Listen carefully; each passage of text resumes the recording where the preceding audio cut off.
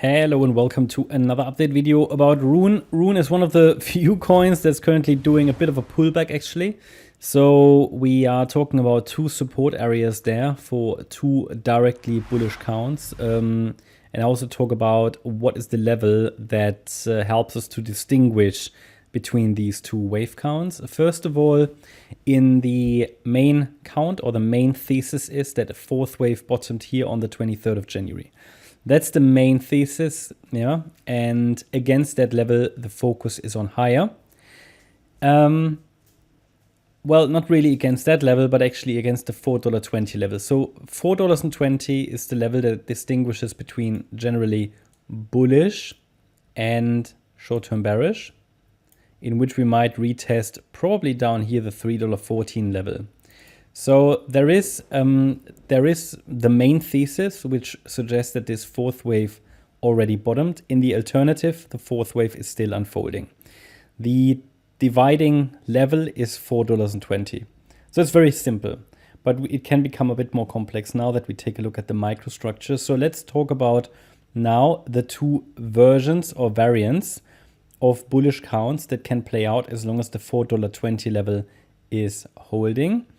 So there are two counts, and basically there are two different support areas depending on which count we're looking at. First of all, let's take a look at the green count. It's one that I already added a few days ago. In the green count, yep, wave 4 bottomed obviously. I mean, that's the main thesis. And we had an ABC structure here in wave 1 in green, then the wave 2 low, and we're basically now in wave 3. Then we should get a 4 and a 5. This 5-wave move up is an ending diagonal in which the subwaves are ABC structures. That's possible because we are in a fifth wave. We're moving in a fifth wave that should get minimally to $8.63. Now, that means in this count in which we are in the third wave, circle wave 3, we have completed already an A wave of wave 3. Here, probably on the 28th of Feb, we have completed a B wave of wave 3. And we're now likely in wave C of wave 3. This would be the, well, okay, we haven't started wave C. We're likely in wave B. And this is one of the counts that, yeah, is more directly bullish. In this count, the $5.20 level needs to hold.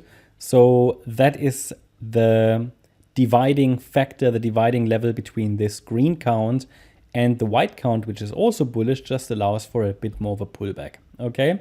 So there's a very clear level that distinguishes between them.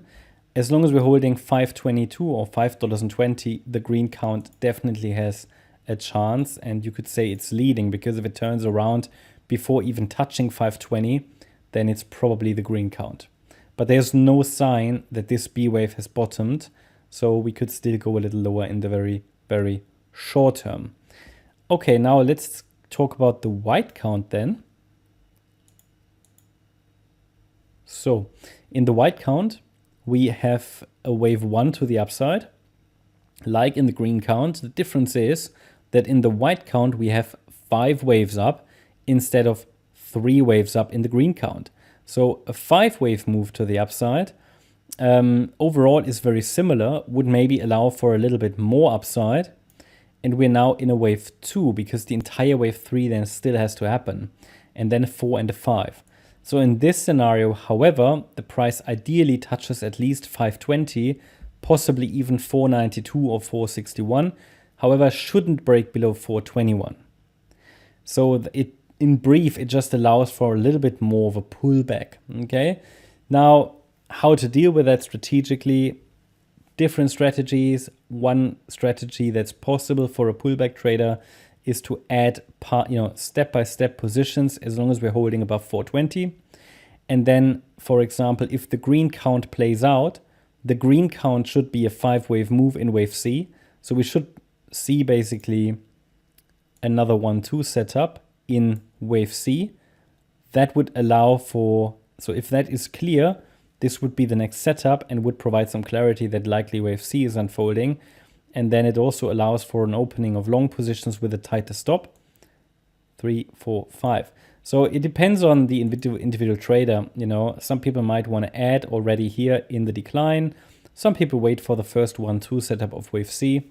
different ways of doing this, right? But essentially, it's a bullish structure. We can, let's say, follow the main thesis that the fourth wave bottomed on the 23rd of January, as long as we're holding 420, and a shallow pullback likely sends us higher directly in the green count, whereas a deeper pullback in the white count. That's my update about Rune. Hope you liked the update. If you did, please hit the like button, leave a comment, and subscribe. And if you really like the content, then please check out the channel membership. Also, make sure that you follow us on Instagram and Twitter for additional content. Thanks a lot for watching. Bye-bye.